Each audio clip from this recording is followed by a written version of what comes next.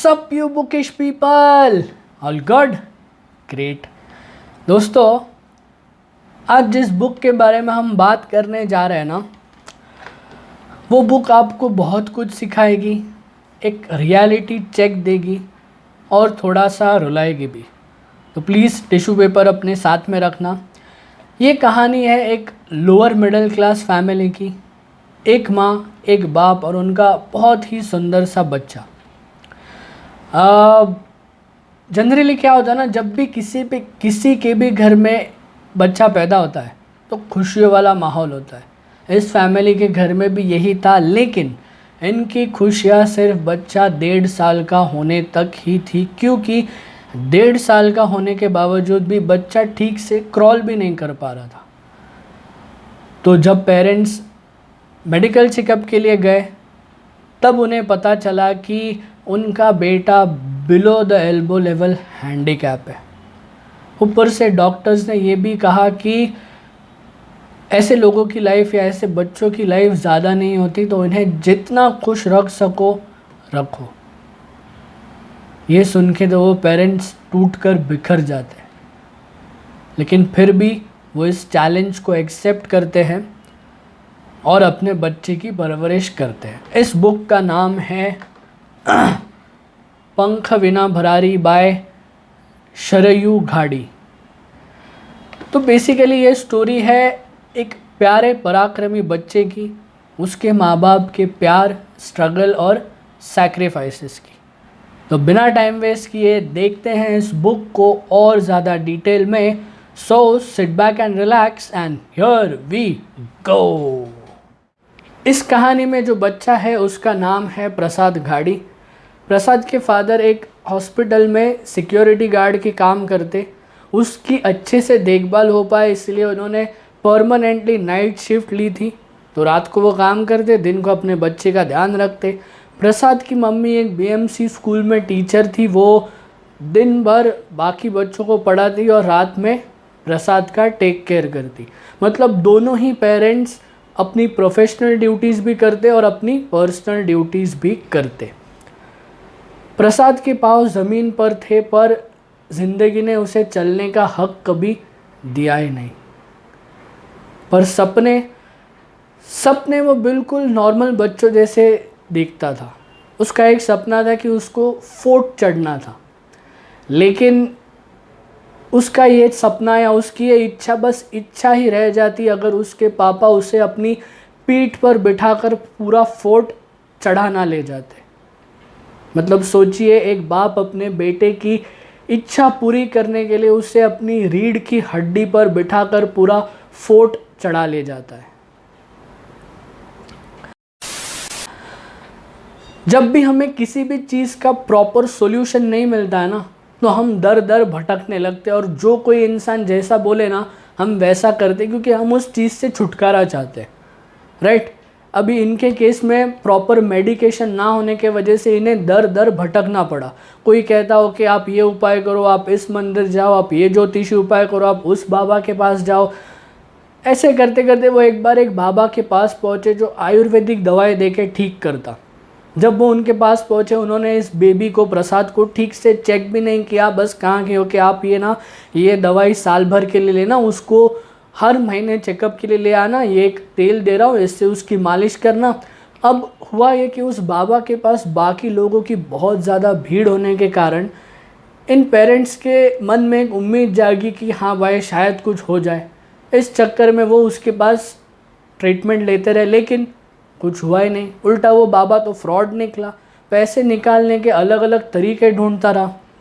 ऐसे कई सारे एक्सपीरियंसेस की वजह से इन लोगों ने ऐसे उपाय करने टोटली बंद कर दिए। कुछ ही सालों के बाद जब प्रसाद को स्कूल में एडमिशन लेने का टाइम आया, तब उसे एक स्पेशल स्कूल में एडमिशन लेना पड़ा जिसका नाम था SEC डेज। अब इस स्कूल में ना ज़्यादातर पोलियो से ग्रसित होने वाले बच्चे थे और उस स्कूल में पोलियो पेशेंट्स को, मतलब उन बच्चों को स्विमिंग सिखाया जाता था।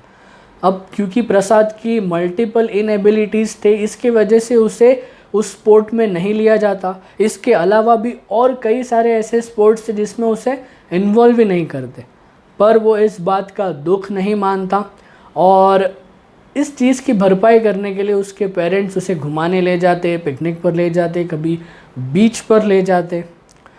प्रसाद अपने एज के बच्चों के साथ ना बहुत खुश रहता, उसे दोस्ती करना बहुत अच्छा लगता। वो उनके साथ टिफ़िन भी शेयरिंग करता था। अगर उसे किसी बच्चे का टिफ़िन पसंद आ जाए तो वो उससे उसकी मम्मी से रेसिपी पूछने कहता, रेसिपी प्रसाद पता कर लेता और अपनी मम्मी को जाके बताता और फिर उसकी मम्मी वो रेसिपी या वो डिश उसके घर पे बनाती। ठीक है, प्रसाद के विल पावर के सामने उसकी फिजिकल इनएबिलिटीज़ ने घुटना टेक दिया। He was an amazing singer, superb artist का मतलब है पेंटिंग्स काफ़ी अच्छे निकालता था वो। जी टीवी पर एक शो आता था called closeup Antakshari dreams come true, इसके लिए उसने 2 बार ऑडिशंस भी दिए थे। फिर इसी चैनल पे एक शो आया जिसका नाम था नक्षत्राचे देणे। इस शो में उसने पार्टिसिपेट किया और उस अपॉर्चुनिटी का उसने सोना किया। वो हर घर में फेमस हो गया, न्यूज़पेपर में उसके आर्टिकल्स आने लगे। अगर उस टाइम पे सोशल मीडिया होता ना तो ये बच्चा रॉक स्टार बन जाता। इस शो के बाद उसने अलग अलग जॉनर्स के गाने गाने स्टार्ट किए, जैसे कि devotional songs, emotional songs, ghazals. उसका फेवरेट सॉन्ग था लागा चुनरी में दाग। ये गाना उसने कई सारे स्टेज शोज़ में परफॉर्म किया था।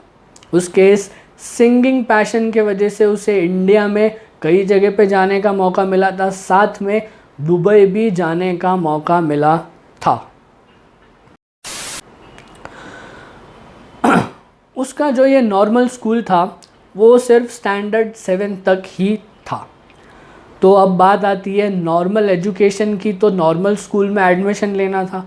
अब नॉर्मल स्कूल में एडमिशन लेने के लिए प्रसाद के पेरेंट्स को कई सारे स्कूलों की सीढ़ियाँ चढ़नी पड़ी थी, क्योंकि कोई भी स्कूल एक हैंडीकैप बच्चे की रिस्पॉन्सिबिलिटी लेने के लिए तैयार नहीं था। ठीक है, एक स्कूल रेडी हुई जिसने कहा कि ओके हम एडमिशन देते हैं, पर आपको उसको स्कूल भेजने की ज़रूरत नहीं है, हम उसका अटेंडेंस लगा देंगे, आप बस एग्ज़ाम के टाइम पे उसको ले आना। लेकिन इस चीज़ के लिए तो प्रसाद खुद भी तैयार नहीं था, उससे शॉर्टकट्स बिल्कुल पसंद नहीं थे। फिर फाइनली एक स्कूल है कॉल्ड भाऊ साहेब हीरे, इस स्कूल में उसे एडमिशन मिला। यहाँ के प्रिंसिपल बहुत ही सज्जन इंसान थे।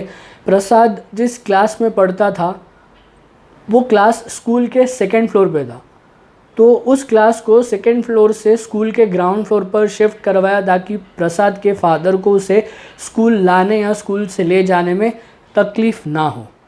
इस स्कूल के बाकी सारे बच्चे या उसके क्लासमेट्स बहुत अच्छे थे, प्रसाद की काफ़ी हेल्प करते थे, उसकी बैग खोल के देते थे, उसको बुक्स ओपन करके देते, उसका टिफ़िन खोलते, कभी कभार उसकी बैग भी कैरी करते। अगर किसी भी कारण के वजह से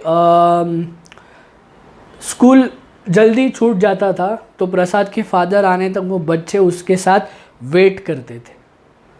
स्कूल के पहले ही साल में उसने स्पीच कंपटीशन में गोल्ड मेडल लाया।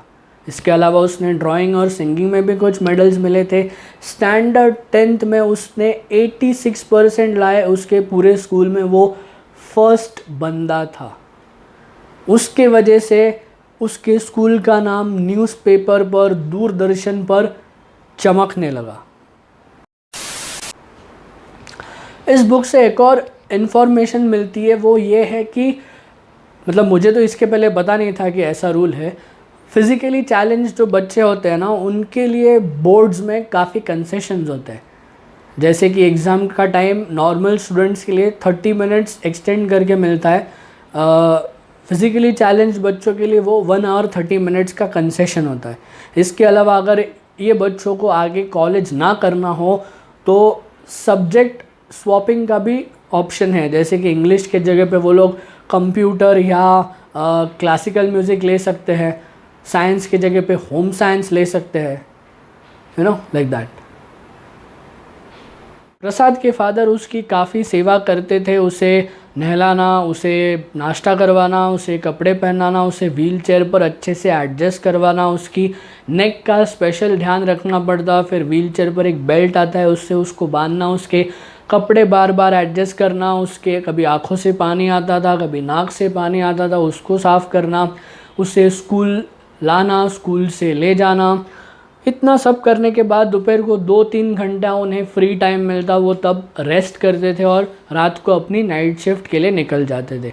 प्रसाद की मम्मी दिन भर स्कूल में पढ़ाती थी, बाकी बच्चों को रात में प्रसाद का ध्यान वो रखती थी। इस चक्कर में उसे कई रातों तक, कई दिन या कई सालों तक अच्छी नींद भी नहीं आई थी, क्योंकि बीच रात में ही प्रसाद को कभी यूरिन पॉट देना पड़ता, कभी उसका स्लीपिंग पोजीशन एडजस्ट करना पड़ता, कभी मच्छर ना काटे इस बात का ध्यान रखना पड़ता।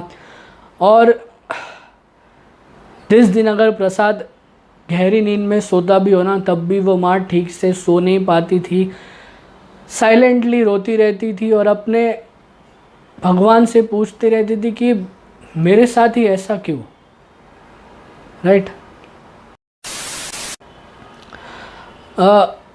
हम चाहे जितना भी सोचे कि हम अपनी लाइफ को दूसरे की लाइफ के साथ कंपेयर नहीं करते, लेकिन वो कंपैरिजन वाला फैक्टर आ ही जाता है, ठीक है। अब आप इस माँ के दर्द को सोचिए ज़रा, जब उसकी माँ उसके बेटे को एक बाकी नॉर्मल बच्चों के आसपास देखती होगी तो कैसा फील करती होगी कि उसका बेटा एक व्हील चेयर पर बैठा है और बाकी सारे बच्चे खेल रहे हैं, घूम रहे हैं, मज़े कर रहे हैं। इसके अलावा जब भी वो माँ अपने फ्रेंड सर्कल में जाती होगी तब उसके सारे फ्रेंड्स के बच्चे नॉर्मल है, अब इसी का एक बच्चा ऐसा है। देखो, कोई ऐसा मुंह पे बोल के नहीं बताता है, पर अंदर ही अंदर अपने को पता होता है कि अपने पास कितना कम है, कितना ज़्यादा है। हम पब्लिकली वो चीज़ नहीं बताते, पर मन ही मन वो चीज़ हमें खाती ही रहती है, ठीक है। अब हर पेरेंट अपने बच्चे के लिए बहुत कुछ करता है अपनी पूरी लाइफ में, ठीक है, लेकिन जितना स्ट्रगल नॉर्मल बच्चों के पेरेंट्स करते हैं ना, उससे कई गुना ज़्यादा फिज़िकली चैलेंज्ड बच्चों के पेरेंट्स करते हैं। नॉर्मल बच्चों के पेरेंट्स को तो कुछ ना कुछ रिटर्न्स मिलता ही है, पर फिज़िकली चैलेंज बच्चों के पेरेंट्स का ये नहीं होता, क्योंकि इनका लाइफ स्पैन ही कम होता है। इसके अलावा इनके ऊपर खर्चा किया वो ज़्यादा होता है, इनका स्ट्रगल ज़्यादा होता है, इनके लिए देख रेख ज़्यादा करनी पड़ती है, तो ये सारा फैक्टर है। अब इस बुक में ना एक ऐसा चैप्टर है जिसको पढ़ने के बाद लिटरली मेरे आँखों से आंसू बहने लगे थे। समर वेकेशन और दिवाली वेकेशन की बात है, जब प्रसाद के बिल्डिंग में, उसके सोसाइटी में, गार्डन में बाकी सारे बच्चे खेल कूद करते और प्रसाद अपनी गैलरी में अपने व्हील चेयर पर बैठ के उन्हें देखता और एन्जॉय करता। उसने कभी भी इस बात का दुख नहीं माना कि या कंप्लेंट नहीं किया। बस एक बार उसने अपनी मम्मी से कहा कि मम्मी, अगर मैं भी चल फिर पाता तो मैं भी ये लोग के साथ खेल सकता था ना। और उस एक लाइन सुनते ही उस माँ की आंखों से आंसू बहने लगे। लेकिन वो कभी भी प्रसाद को ऐसा बोर होने नहीं देते या उसे कभी अपनी इनएबिलिटीज़ पे दुख नहीं मानने देते थे। उसे घुमाने ले जाते थे, उसके साथ इंडोर गेम्स खेलते थे, उसका मनोरंजन करते रहते थे। प्रसाद ने अपने गानों से काफ़ी हज़ारों लोगों का दिल तो ऑलरेडी जीत लिया था, लेकिन this was not enough for him. फिर उसने ड्राइंग में पराक्रम करने का सोचा, ठीक है। उसे ड्राइंग सिखाने के लिए एक सर उनके घर पर आते थे। अब इनिशियली ना उंगलियों में स्ट्रेंथ ना होने के कारण वो स्केच पेन को ठीक से होल्ड भी नहीं कर पाता था, पर इस बात का उसने कभी दुख नहीं माना, कभी बोर नहीं हुआ, कभी फ्रस्ट्रेट नहीं हुआ और ना ही अपना काम कभी अधूरा छोड़ा। वो लगा रहता, जिस तरीके से वो कर पाता करता रहता और अपना काम पूरा करके दिखाता। और हम नॉर्मल इंसान हर छोटी छोटी बात पे चिड़ करते हैं, चीज़ों को बैंग करते हैं, किसी का गुस्सा किसी पे उतारते हैं। ये एक प्रसाद की क्वालिटी ना हम नॉर्मल ह्यूमंस को अडेप्ट करनी ही चाहिए, ठीक है। प्रैक्टिस मेक्स मैन परफेक्ट, ये कहावत तो आप सभी लोगों ने सुनी होगी, काफ़ी फेमस कहावत है। प्रसाद ने भी अपने ड्राइंग की प्रैक्टिस कर करके अपने ड्राइंग टीचर के हेल्प से अपने आर्ट को इस कदर अपलिफ्ट किया कि एक दिन उसके पेंटिंग्स मुंबई के जवाहरलाल आर्ट गैलरी में एग्जिबिट होने लगे। इस बुक का जो कवर पेज है ना, ये वाला, ये खुद भी प्रसाद की ही पेंटिंग है। प्रसाद के सर एक किस्सा बताते हैं। जब वो उनके घर प्रसाद को ड्राइंग सिखा रहे थे, उसके पेरेंट्स कुछ कारण के वजह से थोड़ी देर के लिए बाहर गए थे। अब ज़्यादा देर तक वो कभी प्रसाद को अकेला नहीं छोड़ते, पर कुछ काम आ गया था तो वो गए थे। प्रसाद अपने ड्राइंग टीचर के साथ ड्राइंग कर रहा है और करते करते ना उसका पैर व्हील चेयर से स्लिप होके नीचे गया और थोड़ा सा हैंग कर रहा था। अब इसे काफ़ी अनकंफर्टेबल फील हो रहा था, लेकिन इसने अपने ड्राइंग टीचर से कुछ नहीं कहा, चुपचाप बर्दाश्त करते करते अपना काम करता रहा। और आई थिंक कुछ एक डेढ़ घंटे के अंदर उसके डैड वापस आए। जैसे ही उसके डैड घर में एंटर हुए, उसने तुरंत अपने डैड से कहा कि पप्पा माझा पाय फुटरेस्टवर ॲडजस्ट करा ना। मतलब सोचो कि वो नहीं चाहता था कि उसके गुरु उसका पाँव छुए, इसीलिए उसने दर्द को बर्दाश्त किया और वेट किया उसके डैड आने तक। मतलब सोचो, that Prasad was a person full of character. Prasad ने अपने पराक्रमों से काफ़ी लोगों का दिल तो जीता ही था। इसके अलावा उसने काफ़ी सारे अवार्ड्स भी जीते थे, जैसे कि बालश्री पुरस्कार, फिर राजीव गांधी पुरस्कार जिसे उसे प्रेजेंट किया था उस टाइम के जो महाराष्ट्र के चीफ मिनिस्टर थे विलासराव देशमुख जी, फिर केविन केयर एबिलिटी अवार्ड, भरारी पुरस्कार, पॉजिटिव हेल्थ अवार्ड। उसके पराक्रमों को देख के काफ़ी सारे फिज़िकली चैलेंज बच्चे और उन बच्चों के पेरेंट्स उससे काफ़ी प्रेरित हुए। उसको टीवी पे परफॉर्म करता देख या उसके न्यूज़पेपर में आर्टिकल छपते देख काफ़ी सारे फिज़िकली चैलेंज बच्चों के पेरेंट्स इनको कांटेक्ट करते, इनसे गाइडेंस लेते, इनसे हेल्प लेते, और ये लोग भी इनसे जो कुछ भी बन पाता ना वो हेल्प करके देते थे। उस टाइम पे जो लोक सत्ता न्यूज़पेपर के एडिटर थे, उन्होंने प्रसाद को ये हमारे देश का स्टीफन हॉकिंस है ऐसा करके कहा।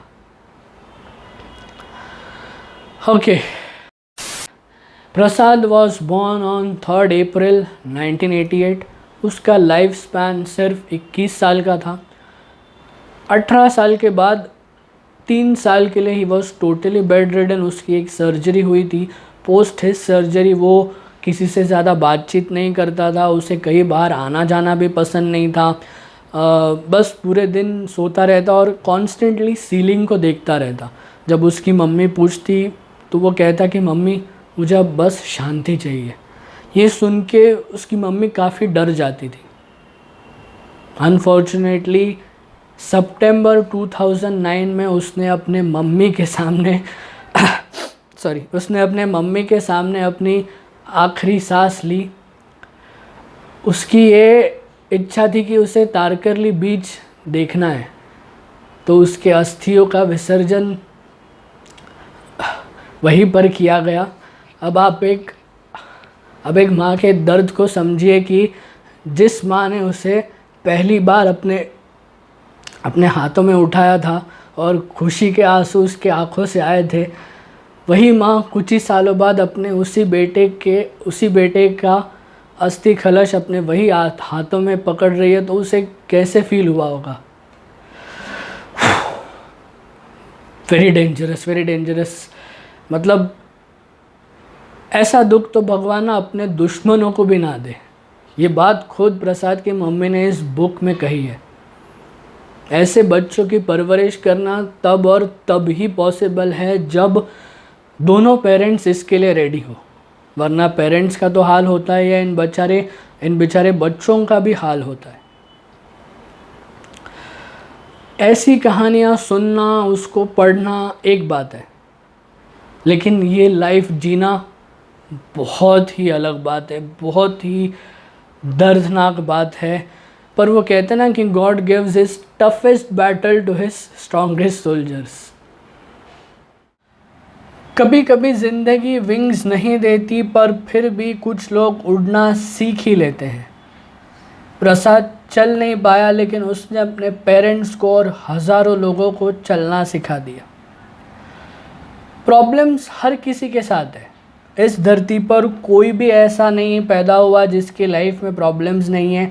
हाँ, लेकिन हर एक बंदे के प्रॉब्लम्स की इंटेंसिटी अलग होती है। किसी की लो इंटेंसिटी है, किसी की मीडियम है, किसी की हाई है, किसी की एक्सट्रीम है, तो किसी की सुपर एक्सट्रीम है। ठीक है, पर दिक्कत ये नहीं है। दिक्कत पता है क्या है? कि हर किसी को लगता है कि मेरी प्रॉब्लम सबसे बड़ी है, मेरे से बड़ी प्रॉब्लम किसी की भी नहीं है। तो जिस किसी को भी ऐसा लगता है ना कि भाई मेरी प्रॉब्लम सबसे बड़ी है, उसको तो ये बुक ना 100% पढ़नी ही चाहिए, क्योंकि इसको पढ़ने के बाद आपको पता चलेगा कि इनके दुख के सामने तो आपका दुख कुछ भी नहीं है। और फिर ये बुक आपको एक इंस्पिरेशन देगी कि ये लोग जब इतना टफ बैटल खेल कर जीत गए, तो मेरा बैटल तो कुछ भी नहीं है, बहुत छोटा है, मैं तो आसानी से जीत जाऊंगा। ठीक है, so this was it from this book. अगर आप इस चैनल पर नए हो और ऐसे इंटरेस्टिंग वीडियोस को वीक बाय वीक देखना चाहते हो तो प्लीज़ चैनल बुकिश बॉय को ज़रूर सब्सक्राइब करना। और अगर आप पुराने हो तो you know the drill, like share and comment. मिलता हूँ आपसे अगले व्लॉग में एक और धमाकेदार बुक के साथ। Until then, stay happy, stay cool, keep reading, and I will see you in the next chapter. Signing out, Tejas Lad.